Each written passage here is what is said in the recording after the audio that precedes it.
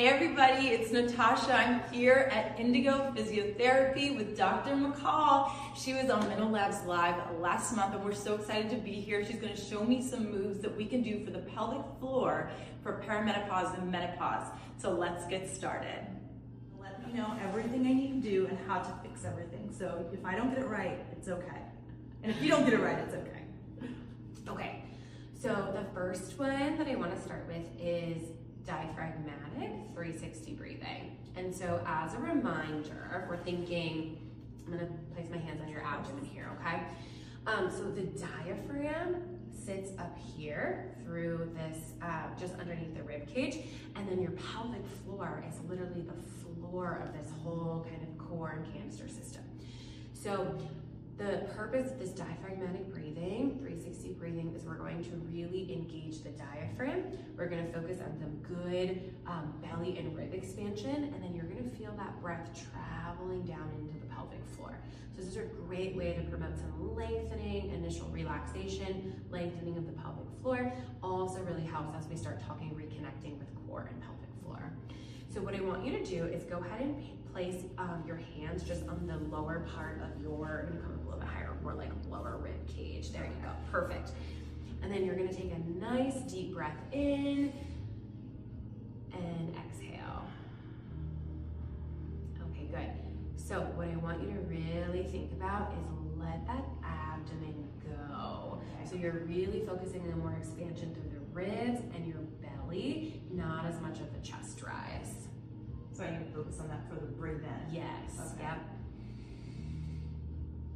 And exhale, good, better. I'm not sure if you felt the difference there. Yeah. So when you first did it, you wanted to, your natural instinct was that you were almost letting that, you were kind of drawing those belly muscles in. Yes, I have an issue with that. Yes, yes, and what that tells me, likely, if we really don't want to let that abdomen release, not uncommon that we're kind of holding tense in that pelvic floor as well. Issues there, yeah. Okay. All right, let's try just a couple more. Okay. Better, good.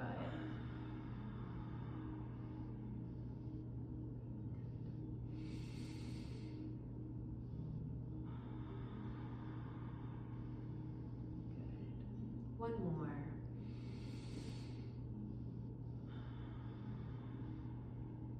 Beautiful.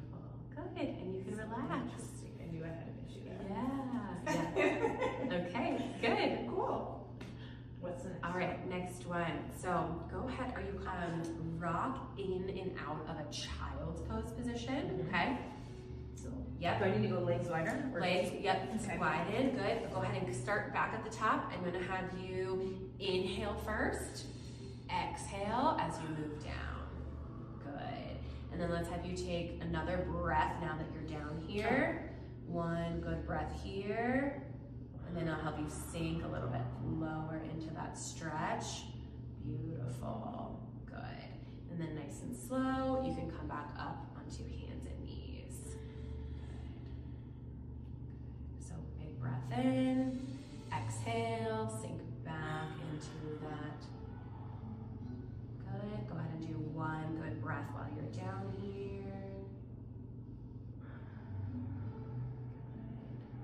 And then move back up into that hands and knee position. Beautiful. Purpose here is really promoting some good lengthening and stretching through the hips, the pelvic floor. Also get some nice stretching through the back and the shoulders, common kind of areas that we tend to have some tightness and hold on to that tension. Let's go ahead and try one more.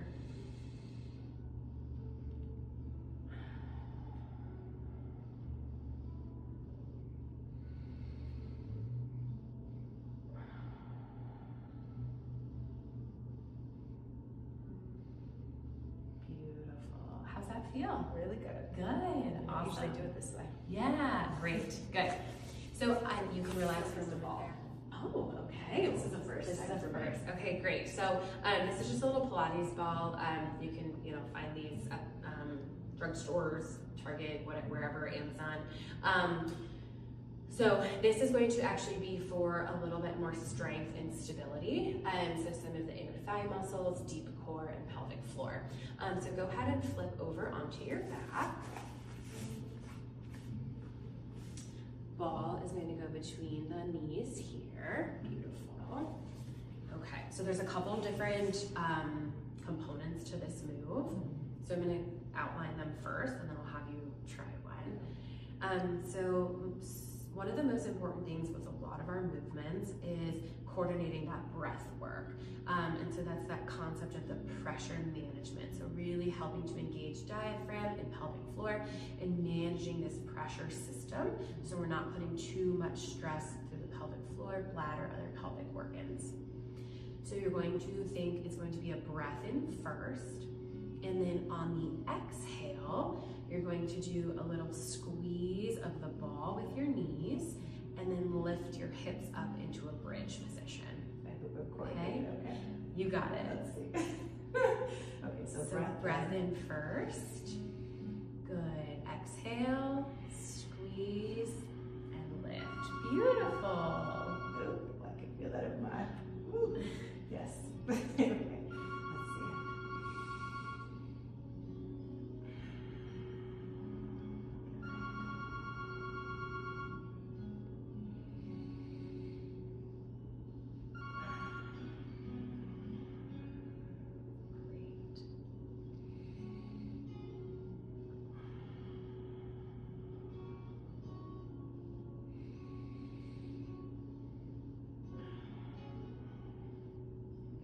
Two more.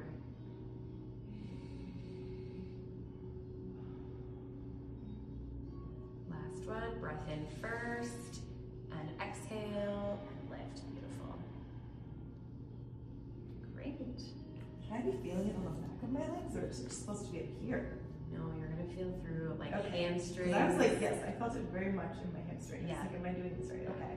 Hamstrings, glutes, and then inner thighs. That's really cool. Your core and pelvic floor are going to be working too, but this is definitely somewhat of a lower body movement as well. Okay. Yeah. I need to get a ball. Yes, perfect, great. Okay, go ahead. Okay, so these are some of our just some of the introductory type exercises to support some increased mobility, flexibility through the pelvic floor, the hips, the back.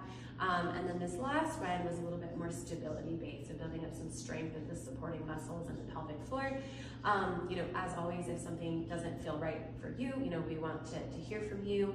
And for any individual, these exercises are considered, for just general education purposes, but it's always important to make sure you're getting that direct one-on-one advice from a physical therapist. Totally agree. Based off of your specific needs and condition. Definitely.